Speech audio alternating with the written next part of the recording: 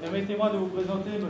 Alain-Jacques Tournard, historien et spécialiste reconnu des relations franco-suisses, docteur de la Sorbonne et ancien chargé de cours à l'Université de Fribourg jusqu'en 2006. Il a été historien auprès des archives de la ville de Fribourg jusqu'en 2023, lauréat de distinctions telles que les Palmes académiques et Chevalier des arts et des lettres. Il a publié de très nombreux ouvrages de référence sur l'histoire suisse et la Révolution française. Il s'est illustré par ses contributions à la vulgarisation historique, tant dans de nombreux médias que lors d'expositions et de conférences en Suisse et en France. Il assure également, depuis août 2022, une chronique quotidienne à Radio Fribourg intitulée « Un jour une histoire ». Une chronique que je peux que vous conseiller d'écouter, qui est absolument passionnante. Alors c'est un très grand honneur d'accueillir ce spécialiste passionné qui saura éclairer notre assemblée des Amis du Panorama par son expertise et son enthousiasme pour notre patrimoine commun. Monsieur Tournard, merci, je vous donne la parole. Merci beaucoup, Monsieur le Président. Alors, j'avais hésité à accepter cette conférence parce que je ne suis pas un spécialiste du Moyen-Âge, des relations franco-suisses plutôt vers le XVIIIe siècle, mais le sujet, c'est Roselyne qui me l'avait proposé, je l'ai vu un peu comme un challenge, parce que, en fait, je me suis très vite rendu compte qu'on était quasiment au point de départ des relations entre la France et la Suisse. C'est vraiment étonnant de le constater parce que moi qui ai travaillé sur le 500e anniversaire de la paix perpétuelle, vous savez qu'elle vient d'être classée au patrimoine mondial de l'UNESCO, hein, ça donne des perspectives pour votre panorama, eh bien on a beaucoup reporté sur cette période-là le début des relations franco-suisses.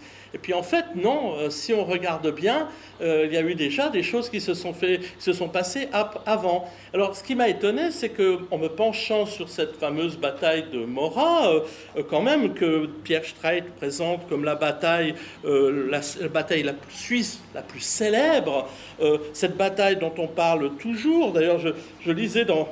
L'autre jour, je me suis amusé à voir qu'on parlait du lot du lac de Halleville qui s'était teinté du rouge à cause de l'algue sang des bourguignons, qui est une cyanobactérie. Donc on vous rendez compte, dans la mémoire collective, la bataille de Morat et ses suites eh bien, est toujours bien présente, Granson ou Morat. Et donc, surtout, je me suis dit aussi que Morat... ça je m'adresse un peu peut-être à Denis de Croza à cause du musée. Morat et Fribourg, c'est une relation un peu du style je t'aime moi non plus, hein, un peu comme dans les relations franco-suisses. Parce que Morat pour Fribourg, et je me demande si la bataille ne l'a pas fait oublier, eh bien, vous savez ce que c'est pour moi? C'est le traité de paix de Morat.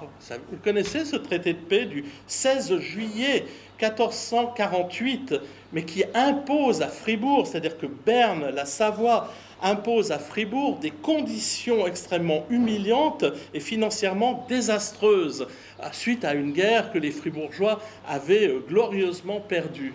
Donc je me demande quelque part si justement cette fameuse bataille de Morat n'est pas là pour faire aussi oublier. Parce que j'ai un principe en histoire, j'ai bâti un petit concept qui est surtout valable pour l'histoire suisse, c'est occulter si possible, exagérer si nécessaire.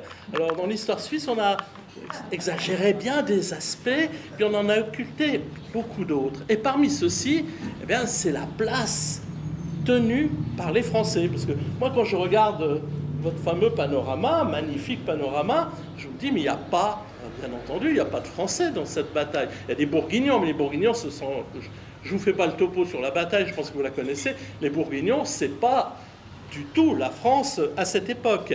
Alors, quel jeu joue cette France qui se tient, en particulier le roi Louis XI, qui se tient en embuscade et en fait, qui en grande partie tire les ficelles, aussi va tirer surtout les marrons du feu pour lui-même. Alors, la France ne s'intéressait pas au Moyen-Âge, aux confédérés, déjà parce qu'on les connaissait très mal. 1291, c'est passé, personne ne savait même que ça avait existé. Même les Suisses, là on parlait de Louis d'Affry, en 1808, on a fêté les 500 ans de la Confédération, parce qu'on pensait que c'était en 1308 qu'on avait commencé la Confédération. Tout le monde ignorait 1291. Le problème, c'est que au fil des ans, certains cantons suisses, la Suisse centrale, s'est montrée particulièrement vaillante, combative, et ces fameuses batailles, Zempar, Morgarten, tous ces grands lieux de mémoire anti-autrichien, eh bien, ça attire l'attention d'un roi de France. Les rois de France se disent, mais tiens, ces Suisses sont quand même de vaillants combattants, c'est peut-être intéressant, surtout qu'on vient d'ouvrir un axe nord-sud par le Gothard, chemin muletier, les contacts avec la Lorraine, avec le nord de l'Europe, tout ça commence à attirer l'attention des Français. Mais bon, le problème des Français, c'est qu'ils sont très pris par la guerre de 100 ans. Donc ils sont très occupés pendant des dizaines et des dizaines d'années, mais il n'empêche que les Français commencent à s'y intéresser déjà dans les années 1435, vers la fin de la guerre de 100 ans. Il y a d'ailleurs un traité entre le duc de Bourgogne, qui est Philippe le Bon à l'époque, et le roi de France, Charles VII. Puis au mois de mai 1444, il y a une trêve signée à Tours avec l'Angleterre. Donc on est à quelques années de la fin de la guerre de 100 ans. Et ça permet au roi de s'occuper des affaires de son royaume. D'autant plus qu'il ne sait pas que faire de tous les mercenaires qu'il avait engagés et qu'il faut utiliser quelque part. Ça tombe bien parce que les Autrichiens, eux, la maison d'Autriche, les Habsbourg, sont engagés perpétuellement avec une guerre contre les Suisses. Alors, certains Suisses, parce que ça aussi c'est un des grands non-dits de l'histoire suisse, y compris pour la bataille de Morat, parce qu'on présente toujours les confédérés qui se battent contre les Bourguignons, des confédérés, on devrait plutôt dire, parce qu'il y a un canton qui ne joue pas du tout le jeu dans l'histoire. C'est même celui qui va devenir l'un des plus puissants cantons ultérieurement, c'est Zurich. Zurich accueille à bras ouverts, moi je n'avais pas fait attention à tout ça, c'est très bien raconté par Gérard Miège, il a écrit, j'ai pris ses livres parce que je les ai préfacés, il raconte très bien comment ça s'est passé tout cela. Nous sommes à la mort du Frédéric de Toggenbourg, donc on veut mettre la main sur ce territoire-là. Je vous passe tous les détails parce que c'est un imbroglio pas possible, mais en fait, voilà, on est Zurich, finalement, quasiment fait sécession. Et les Français, le roi de France est très malin. Il voit bien que la puissance des Habsbourg pourra venir un moment une menace, mais en attendant, il veut s'allier avec eux, et donc il s'allie contre les Suisses de Zurich. C'est amusant de voir que le début de nos relations avec les Suisses, le début des relations des Suisses avec la France commence toujours par des guerres. Que l'on perd généralement d'ailleurs, mais voilà, ça se fait. Donc je vous ai parlé de Zempar, tout cela, donc ça c'est évident que les Français donc s'allient avec l'empereur Frédéric III, qui fut reçu à Zurich le 29 septembre 1442 en grande pompe. Et alors Charles VIII, qui a une trêve donc avec les Anglais, eh bien, qui lui commence à lorgner sur l'Alsace. C'est le moment où les Français, leur grand but, c'est de marcher vers l'Est. Ça sera leur grand but après Marignan, ça sera le grand but jusqu'à Louis XIV, ce sera d'atteindre une fois le Rhin. Donc ils ont le but de l'Alsace. Mais quand vous avez dans l'objectif l'Alsace, vous avez l'objectif Bâle. Alors vous allez, mais Bâle ne fait pas partie de la Suisse. Hein. Vous savez que c'est au tout début seulement du XVIe siècle que Bâle appartiendra au corps helvétique, comme on l'appelait. Donc l'idée de conquérir Bâle est dans l'esprit du roi Charles VII, et c'est pour cela que l'on va avoir une guerre assez étonnante, et une bataille qui est représentée d'ailleurs par Josselin, c'est Saint-Jacques-sur-la-Birse, le 26 août 1444, une énorme bataille qui va traumatiser d'ailleurs les confédérés, parce que ça sera un bain de sang. Les Français vont gagner cette bataille, hein, tout simplement, mais en même temps, le dauphin, c'est le futur Louis XI. Et il voit qu'il a affaire quand même à des sacrés soldats qui valent vraiment la peine, et puis c'est quand même idiot de gâcher ces Suisses, plutôt que de les combattre, on devrait quand même peut-être les attirer dans le camp des Français parce qu'ils pourront être très utiles. Et ça sera l'objectif de la diplomatie française durant toute cette période qui va jusqu'à la Révolution française, en tous les cas, et même au-delà, c'est séparer les Suisses du Saint-Empire romain germanique, de retirer la tutelle des Habsbourg.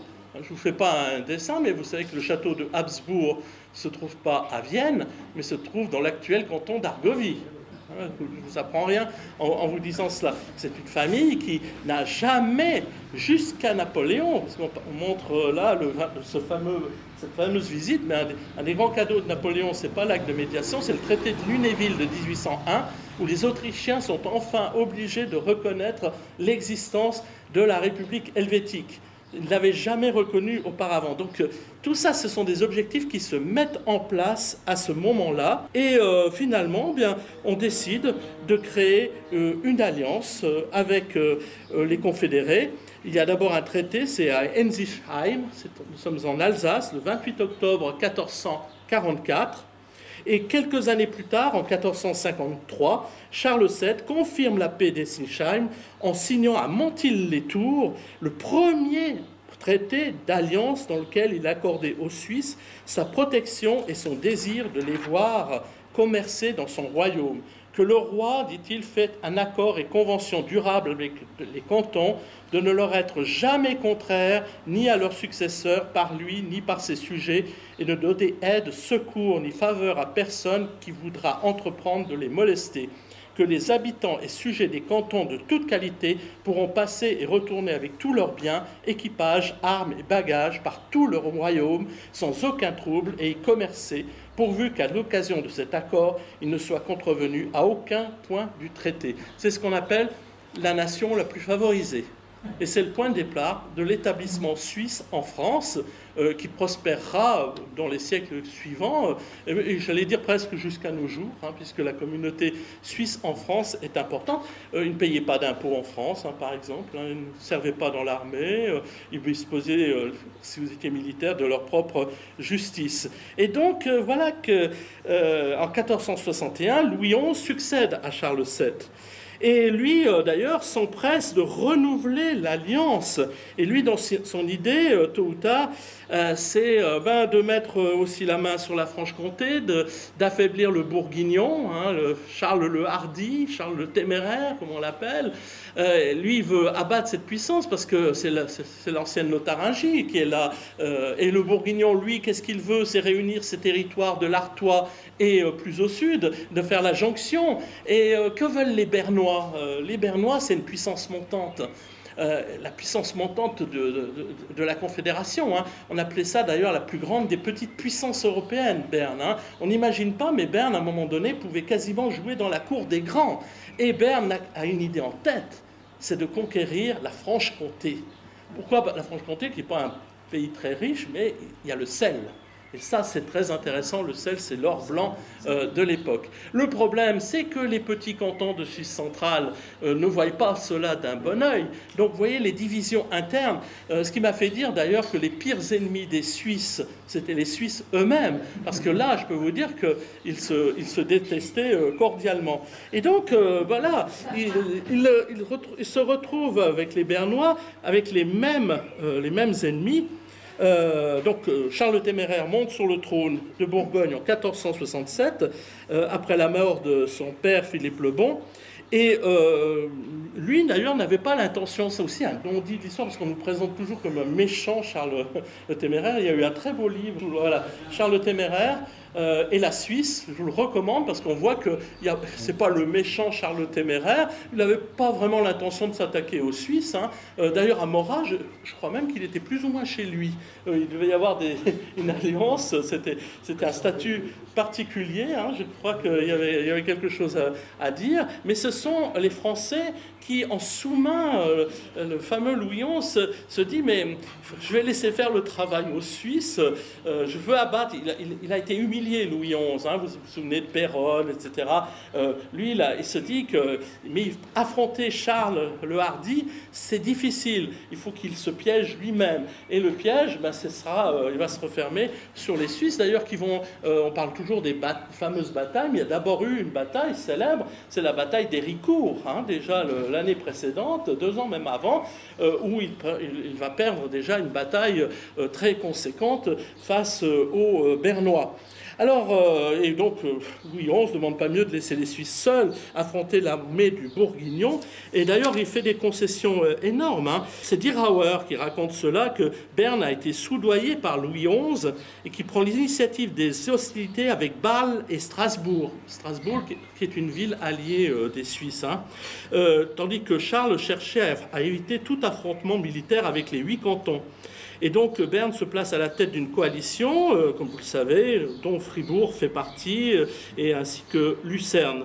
Et ils partent en campagne le 21 octobre 1474, mais très rusé, Louis XI a une idée en tête, c'est de créer une paix perpétuelle entre les Suisses, mais pas avec lui seulement, avec l'Autriche, pour pouvoir, dans un premier temps, lier les Suisses aux Autrichiens, en sachant très bien que tôt ou tard, cette alliance perpétuelle ne pourra pas fonctionner parce que les Autrichiens n'ont qu'une seule idée en tête, c'est de ramener à la raison les cantons suisses qui les ont humiliés. Hein. Faut dire, quand on parle qu'on tue Charles le Téméraire, qu'on poursuit son armée, mais ça a été le cas déjà avec les Autrichiens, le duc d'Autriche qui est mort en combattant les Suisses, donc il y a une profonde humiliation.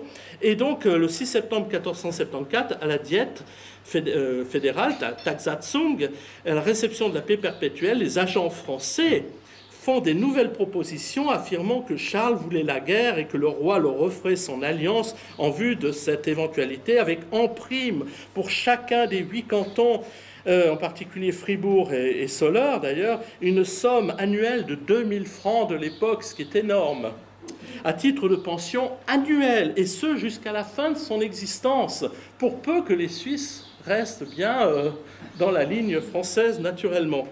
Et cette offre est adoptée le 21 octobre 1474 par tous les cantons.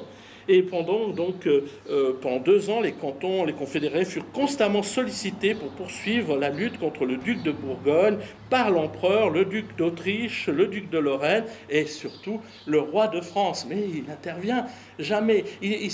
La diplomatie française à cette époque est d'une subtilité étonnante. Hein. C'est comme lors du traité de Westphalie.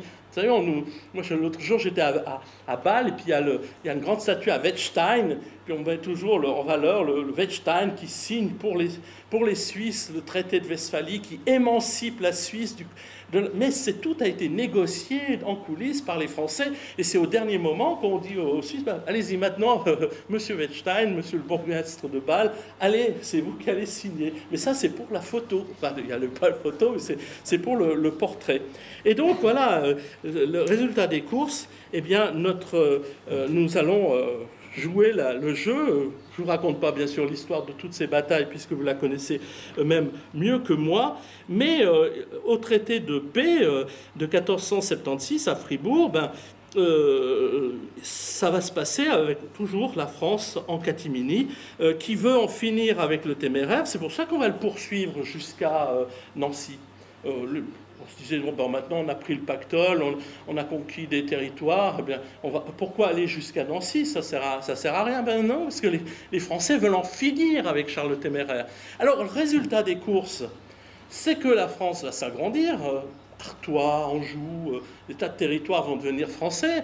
Ils vont donner certes de l'argent aux Suisses, mais tous les territoires que les Suisses avaient conquis vont être tous quasiment perdus.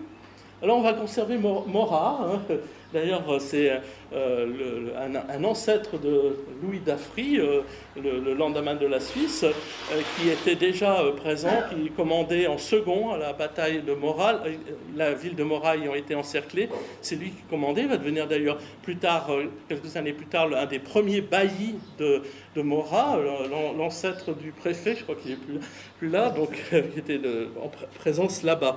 Mais les Suisses ne vont pas en avoir donc de grands bénéfices sur le plan territorial. bien entendu, au niveau du prestige, ce qui est inouï, bien sûr, ça donne un prestige inouï aux Suisses.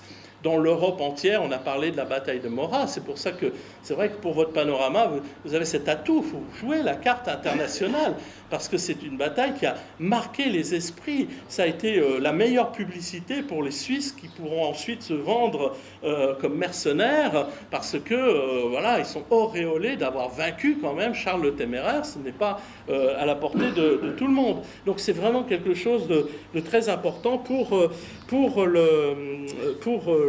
l'Europe. Prestige aussi au niveau militaire sur le plan intérieur parce que ça donnera aussi l'envie de se rapprocher un peu les uns des autres. Berne va encourager l'entrée de Fribourg et de Solaire dans la Confédération. Vous savez que ça n'a pas été évident, hein, et il y a eu énormément de troubles après la bataille de Morat. Il ne faut pas croire que c'était l'enthousiasme délirant dans toute la Suisse. Il y a même eu ce qu'on appelait dans l'année suivante la folle épopée. C'est des gens issus de Suisse centrale qui voulaient se payer parce qu'ils avaient considéré qu'ils n'avaient pas été bien payés. Ils ont été jusqu'à piller Genève. Ils ont été jusqu'à Genève. Et c'était vraiment quelque chose d'assez mémorable. Hein. Ça rappelle un petit peu peut-être déjà un signe annonciateur de la future guerre des paysans au XVIIe siècle. Toujours cette rivalité aussi entre la ville et la campagne qui est très, très prégnante à l'époque.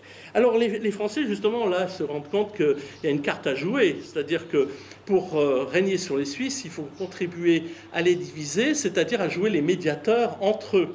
Et c'est ce que vont s'efforcer de faire dans les années suivantes les différents rois de France. D'autant plus qu'ils vont vouloir des Suisses à leur service. Hein. Vous savez que la première compagnie des 100 Suisses va être créée à la fin du XVe siècle. C'est la compagnie des 100 Suisses du roi, qui aura un imitateur très célèbre, c'est le pape Jules II, qui créera en 1506 sa fameuse garde pontificale, imitant non pas la garde suisse qui sera créée plus tard en France, mais les 100 Suisses du roi. Mais il n'empêche que ces Suisses restent des gens qui ont pris le goût à la richesse. Les Uranais ont mis la main sur la Léventine au milieu du XVe siècle. Ils rêvent du Sud et là, ils vont se heurter aussi à nouveau aux Français. Et c'est pour cela qu'on aura en 1515 la bataille que... Alors, le coup, autant en Suisse, on a envie de dire 1476, bataille de Morat. En France, à l'école, on apprenait, tout le monde apprenait en chœur et disait 1515, Marignan, naturellement. Et là, alors, c'est comme en 1444.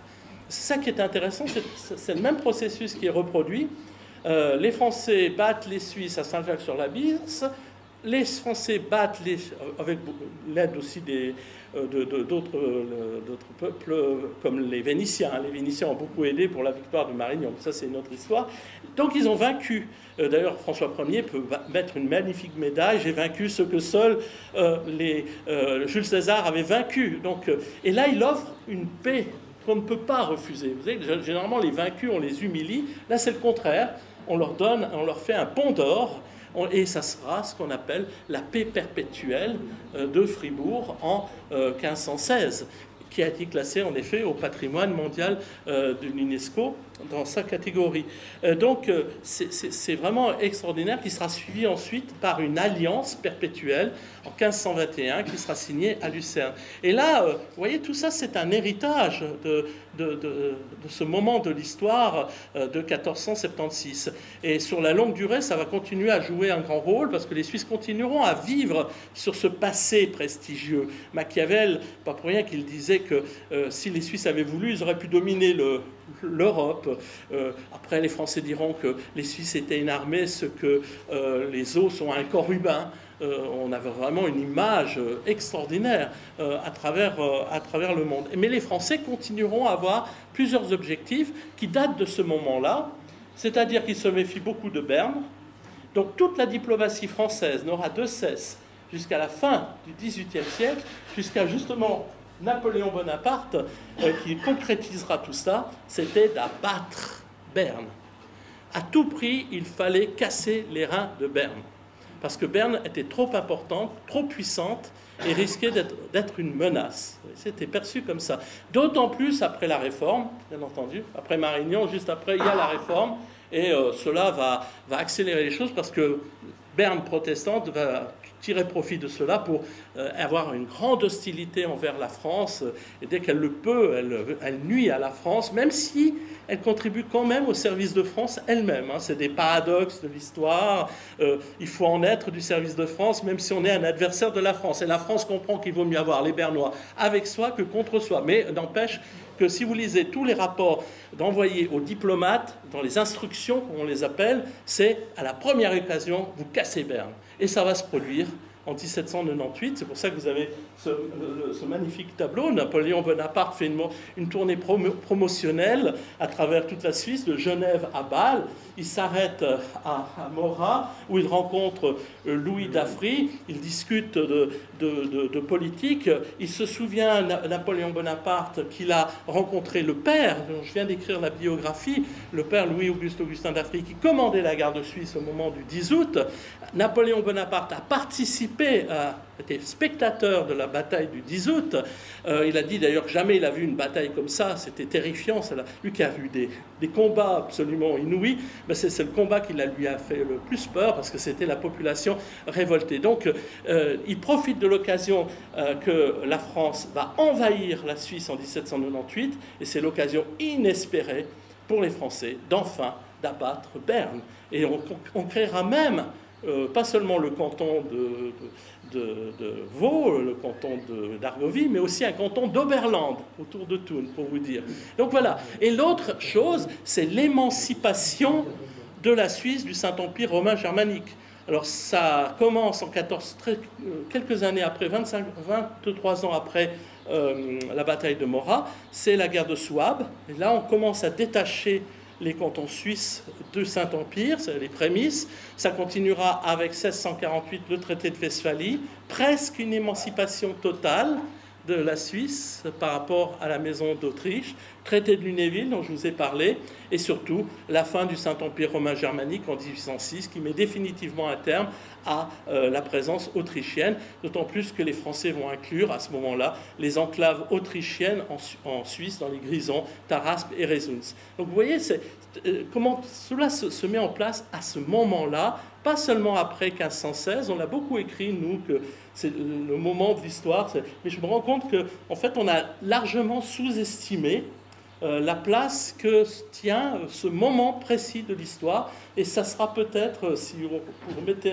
en perspective sur le plan international la place de la Suisse et de la bataille de Morat dans un contexte plus large, pas seulement de réhabiliter, mais de réinvestir ce moment de l'histoire qui est fondamental. Les relations franco-suisses ont bâti la Suisse contemporaine. C'est pour ça que moi j'avais fait une exposition qui s'intitulait « Ces Suisses qui ont fait la France ». J'avais fait un colloque, c'est quand la France recommença la Suisse en 1803.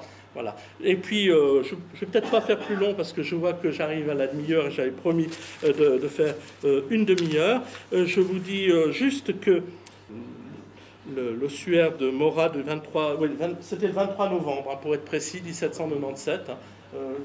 On cherchait la date tout à l'heure. C'est un moment aussi fondateur. Que Morat est au cœur de quelque chose aussi. Moi, je le vois par rapport à l'ouvrage que j'ai pu écrire. C'est un bailliage commun entre Berne et Fribourg. Donc ça veut dire que ça appartient ni à Berne ni à Fribourg. Et ça a été un lieu de très grande liberté.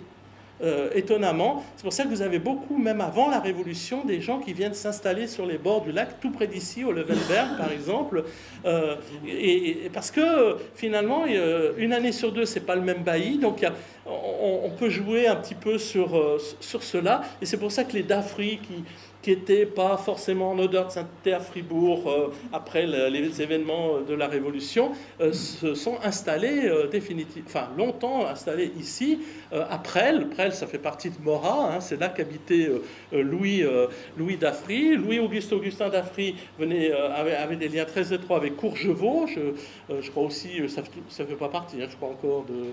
Voilà, mais c'est juste à côté aussi. Donc ce sont des lieux qui mériteraient peut-être d'être un peu plus encore étudié. Peut-être que là aussi, dans cette perspective-là, ça pourra se faire. Voilà, je m'arrête là. Si vous avez des questions, je suis à votre disposition. Si jamais j'ai écrit la biographie avec Georges André de Louis Daffry, un exemplaire en allemand, et puis le père aussi, Louis-Auguste Augustin Daffry, les ouvrages de Gérard Miège qui m'ont permis de faire cette présentation, parce qu'il a écrit pour le grand public de très très belles pages sur la naissance, la genèse des relations franco-suisses au XVe et XVIe siècle. Voilà, je vous remercie pour votre attention.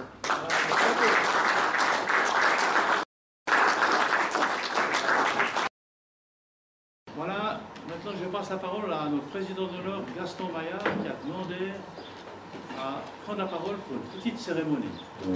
Merci, messieurs les présidents. J'ai une histoire assez drôle à vous raconter, c'est que dans les archives familiales, j'ai retrouvé ce document. Effectivement, en 1776, mon ancêtre Pierre Maillard était garde suisse du roi de France à Paris, et il était dans la compagnie du comte Louis Daffry. Pour se marier en Suisse, il a eu besoin d'un congé militaire. Voici le document officiel retrouvé dans les archives familiales. J'ai offert ce document au musée historique de Morges et grâce à ça, j'ai eu un accès absolument incroyable à une autre gravure fort importante qui est celle-ci. Alors, ce document est important pour Maurras, car cette gravure de Karl Josselin montre le même comte Louis Daffry, futur premier landamman de la Suisse, Louis Daffry de Fribourg, qui fait visiter à Napoléon Bonaparte l'ossuaire de Maurras une année avant sa destruction. Cette gravure a un immense intérêt pour Maurras, car Napoléon a été ici impressionné par ce qui s'était passé à Maurras. Et une preuve indirecte de cette impression, c'est que le même Napoléon, quelques années plus tard, lors de l'acte de médiation, a nommé Louis Daffry de Fribourg comme premier président de la Suisse. Et voilà le bouquin de notre ami l'historien Tornard. J'appelle ici M. Denis de Crozat, qui va recevoir deux gravures, celle importante pour son musée, puisqu'il ne l'avait pas. Non, et voilà. Alors ça, c'est pour votre musée, ainsi quand même, puisqu'il y a un petit lien avec Louis Daffry, je vous donne aussi celui-ci.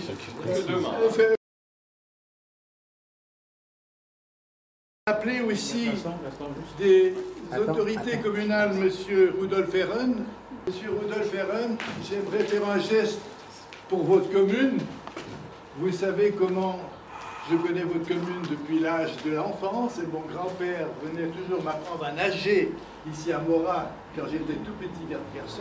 Et on prenait mon train, c'était le GFM, pas Gaston-François Maillard, mais le Gruyère Fribourg-Maurras. Donc je connais Maurras depuis maintenant l'enfance. C'est pour ça que, pour vous féliciter de vos efforts à venir, ça c'est pour votre conseil communal. J'aimerais appeler M. Stanislas Ruck. Monsieur Stanislas Ruck, je suis très honoré de votre présence, Monsieur Ruck. Ça fait des années qu'on se croise, et vous avez compris que ceci vous revient pour les biens culturels, ainsi que bien sûr aussi le certificat de mon ancêtre, il y a 11 générations, congé militaire de François Maillard, comment dire, membre des gardes suisses du roi de France à Paris. Et c'est le lien de ces deux choses qui m'a fait découvrir la gravure de Josselin. Enfin, je l'avais déjà vu, mais je n'avais pas compris le lien avec Louis Daffry. Merci. Il y a un petit chèque aussi pour votre fondation.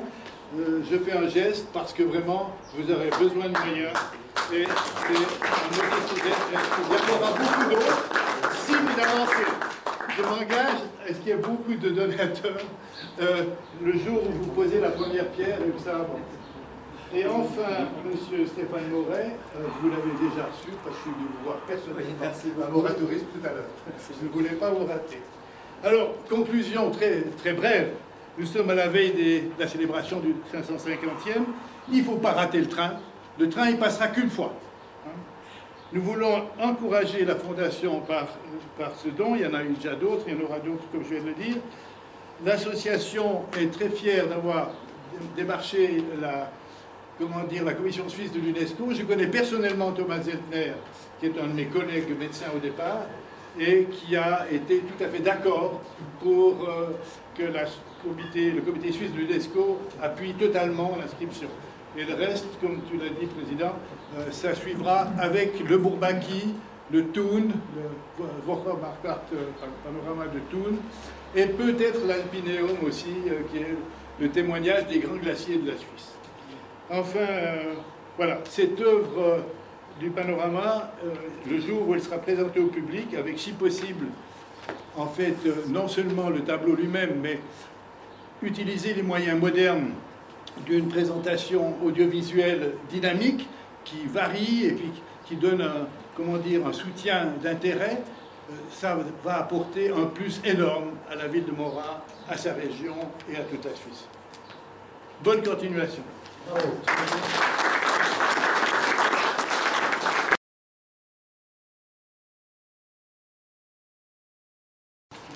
Dernière partie des divers. Monsieur Herren, au nom du Conseil communal de la ville de Mora. Cher Monsieur le Président Pierre, Monsieur le Préfet Comité, Monsieur Maillard, merci bien pour les 2 cadeaux à la commune, je pense, hein, parce que le musée est à la commune. Et puis, le grand cadeau personnel pour les 550 qui restent entre nous encore. Merci déjà. Hein. Alors, au nom du Conseil communal de Mora, je peux vous transmettre les meilleures Salutations. Nicht nur Grüße wie im 2024 am 20. Juni an der letzten Versammlung, sondern auch konstruktive Zusammenarbeit mit dem Commitment, das historische Treffen im Januar, die Unterzeichnung dieses Vertrags, kann man sagen. Und übrigens sind 5 der 6 Partner vom Commitment sind hier auch anwesend. Das ist doch ein Zeichen. Wie erhofft, nach fast 30 Jahren jetzt seit der Restauration des Panoramas für die Expo 02 kommt jetzt endlich Licht am Ende des Tunnels. Und anders als noch vor 2-3 Jahren, als ich als Gemeindevertreter, ihr habt ja die Versammlung jeweils am Brunnenfest abgehalten, darum war niemand präsent, hat man als Gemeindevertreter nachher im Rathaussaal sogar Schelte erhalten von Mitgliedern aus eurer Versammlung, habe ich noch erlebt, aber das ist jetzt anders. Und wie der Oberamtmann gesagt hat, geht man zusammen jetzt in dieselbe Richtung und das ist, glaube ich, der richtige Weg. Mit vereinten Kräften in dieselbe Richtung zuversichtlich, dass im 2022 wichtige Entscheidungen getroffen und Ziele der AMIS, der Stiftung als Besitzer des Panoramas und auch der Arbeitsgruppe Commitment gefällt oder getroffen werden. Und was ich sagen kann noch zum Schluss zur 550-Jahr-Feier, gibt es leider im Moment nicht viel mehr zu sagen. Wir sind noch gerade an der Arbeit, aber es gibt sicher einige Gelegenheiten, den digitalen Bruder vom Panorama oder die Rolle Nummer 2, wie erwähnt wurde, im Museum von Bern zu sehen. Voilà, das meine Worte aus dem Gemeinderat. Besten Dank. On a la parole à M. Stanislas Ruck, chef du service des biens culturels et vice-président de la Fondation. Monsieur le Président d'honneur, Mesdames et Messieurs, merci de m'accueillir vous. Herzlichen Dank, dass ich hier kurz das Wort ergreifen kann im Namen der Stiftung des Panoramas, die als Besitzerin in dieser ganzen Konstellation auftritt. J'aimerais résumer ce qu'on a entendu aujourd'hui déjà à plusieurs reprises en deux mots, Conjonction et Convergence. Konjunktion, Zusammenspiel und Konvergenz. Das ist eigentlich die Zusammenfassung der heutigen Feststellung, die man aus der jetzigen situation machen kann. Conjonction dans le sens qu'aujourd'hui il y a un certain nombre d'éléments ou d'étoiles qui se sont mis dans une position favorable. La première, c'est la digitalisation. Mit der Digitalisierung hat das Panorama eine neue Identität, einen neuen Blickwinkel eröffnet. Das zweite ist natürlich der enorme Einsatz von Herrn Daniel Jacquet für dieses Panorama. Ohne ihn wären all diese Etappen, auch die Digitalisierung, hätten wohl nicht stattgefunden. Der Einsatz der ETH Lausanne, une école avec une renommée internationale, c'est pas n'importe qui s'engage dans ce don. Donc ça nous donne une visibilité d'une rare qualité. Les démarches auprès de l'UNESCO pour en faire un patrimoine mondial. Et last but not least, aussi la situation mondiale. C'est aussi une conjonction, elle n'est pas forcément heureuse, mais le panorama il y a 10 ans était tout à fait compris autrement qu'on peut le comprendre aujourd'hui. On est dans une situation de désordre stratégique à travers le monde. Le monde va devoir trouver un nouvel équilibre. Pour l'instant, on est plutôt tous les jours en train de se dire est-ce que ça va plutôt vers le chaos. Mais le panorama, ce qui représente le panorama de Mora n'est rien d'autre que cela aussi. Il y avait aussi un désordre stratégique à un certain moment entre les forces en présence, une menace, un groupement qui est mis ensemble et qui s'est levé et qui a dit non, jusque-là et pas plus loin, et qui a arrêté et installé un équilibre ensuite qui a duré quand même un certain temps. Donc on est dans une situation aujourd'hui, on se rend compte que ce qui est à la base du panorama nous arrive de nouveau. On va devoir se lever, probablement, on va devoir défendre nos libertés et nos intentions, et le panorama dans cette actualité-là a une toute autre valeur qu'il avait il y a 10 ans encore, où on pensait que les guerres s'étaient terminées, que les guerres en Europe de toute façon c'était du passé, que la Suisse, son armée, on pouvait la mettre à l'armoire, dans l'armoire, etc. Donc il y a toute une autre vision des choses qui, à mon avis, fait aussi partie des conjonctions qui font que ce panorama aujourd'hui a une chance qu'il n'a plus depuis très longtemps. Dann kommen wir zur Konvergenz, das Zusammenarbeiten. Sie haben es gehört, es gibt das Commitment, wo sich alle, die über etwas für dieses Panorama tun wollen, davon begeistert sind, etwas damit zu tun haben, sei es die Standortgemeinde, sei es die Amici als brennende Freunde dieses Kunstwerks, seien es wir als Denkmalpflegeamt etc. Alle ziehen heute am gleichen Strang. Nicht jeder macht dasselbe, das ist auch richtig so. Nicht jeder kann dasselbe machen. Die Stadt Murten kann gewisse Dinge machen, die der Kanton nicht machen kann. Die Amis können Sachen tun, die wir als öffentlicher Träger nicht tun dürfen, nicht tun können, wie Geld sammeln, das dürfen wir nicht als öffentliche Institution. Die Stiftung kann das, die Amis können das, etc. Ich glaube, es ist sehr wichtig, dass jetzt alle genau das tun, was sie eben am besten können, diesen Prozess, den es braucht, um dieses Panorama nach Murten zu bringen, an einen Standort, der attraktiv, nicht nur attraktiv, sondern hochattraktiv sein muss. Und da ist natürlich jeder gefragt, in dem Sinn, dass das am Schluss klappt. Es ist klar, es ist für jeden Einzelnen des Commitments eine zu große Aufgabe. Ni la Fondation, ni les amis, ni la commune seule arriveront au bout de cette tâche. Cette tâche est trop grande pour un seul. Il faut bien sûr l'accord, le soutien, l'enthousiasme de la commune. Il faut l'aide, il faut l'accord de la Fondation qui est propriétaire, il faut l'aide du canton, il faut l'aide de la Confédération, il faut de l'argent privé.